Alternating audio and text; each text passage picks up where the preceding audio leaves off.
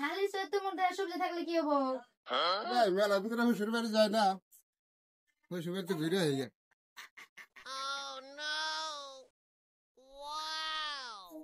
ও মা, আম্মা কে রাখো জামাই আইছেন?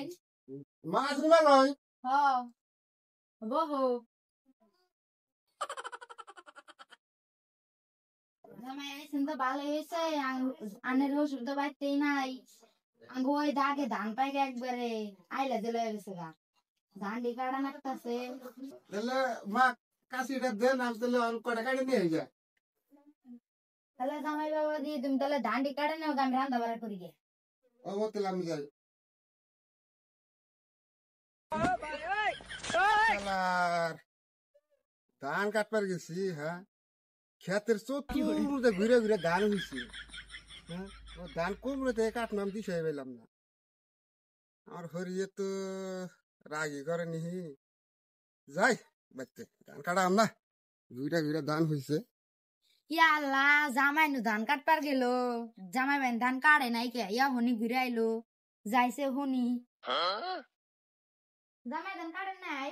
না মা ধান কাটালাম না, ধান এবার হুয়া হুয়া হয়েছে, ক্ষেতের চতুর্দিকে ঘুরে ঘুরে হয়েছে, আর কুমড়োতে কাটবো দিশা পেলাম না। জামাই খেতে ধান বুঝাই, তুমি ধান কাটা হারো নাই বুঝামুনি। জামাই আহুন, ভাত হইছে, ভাত খেয়ে যান। হ মা আইতেছি।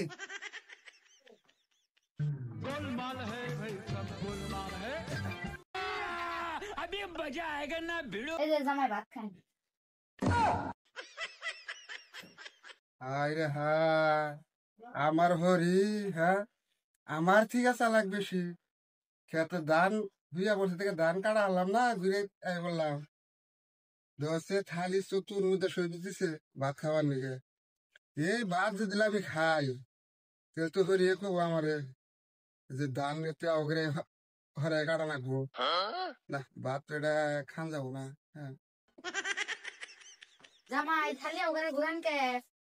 মা খালি ঘুরে মনে ভাত কুমড়াতে খাম মানতে সবাইতেছি না, থালি চতুর মধ্যে সবজি।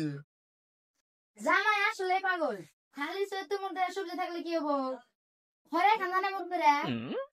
ও তো মা কই তো এই সবজি যদি আমি হরে ভাত খাই তাহলে তা কবেন যে জামাই ধান হতে যাবো কাটা না।